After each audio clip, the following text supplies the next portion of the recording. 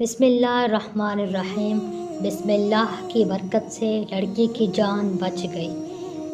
ایک اللہ والے واعظ بسم اللہ شریف کے فضائل کسی محفل میں بیان فرما رہے تھے۔ ایک یہودی کی بیٹی بھی اس جلسہ میں موجود تھی۔ اس آیت مکرمہ کی تاثیر اس کے دل میں اثر کر گئی، وہ فوراً اسلام لے آئی۔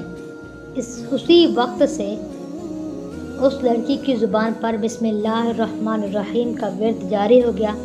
چلتے پھرتے اٹھتے بیٹھتے ہر بات میں اس کا تقیہ کلام تھا۔ اس وجہ سے لڑکی کے ماں باپ نہایت درجہ کے اس سے ناراض رہتے، طرح طرح کی اس کو تکلیفیں دیتے اور چاہتے تھے کہ اس پر کسی طرح کا بھاری الزام رکھ کر مار ڈالیں، ورنہ برادری میں بہت رسوائی ہو جائے گی، اور اس بات کے ظاہر ہونے سے نہایت شرمندگی حاصل ہوگی۔ کہتے ہیں کہ اس لڑکی کا باپ بادشاہی وقت کا وزیر تھا۔ مہر کی انگوٹھی خاص اس کے پاس رہتی تھی۔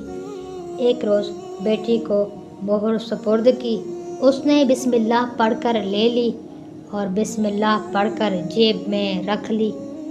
رات کو سوتے میں اس کے باپ نے اس کی جیب سے نکال کر دریا میں ڈال دی۔ ماہی گیر نے ایک مچھلی شکار کر کے وزیر کو نظر کر دی۔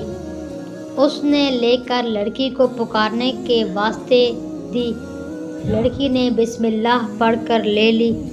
جب مچھلی کا پیٹ چاک کیا تو وہی مہر والی انگوٹھی اس کے پیٹ سے نکلی۔ لڑکی نے بسم اللہ پڑھ کر پھر اپنی جیب میں رکھ لی اور مچھلی پکا کر باپ کے آگے رکھ دی۔ کھانے کے بعد دربار کا وقت آیا۔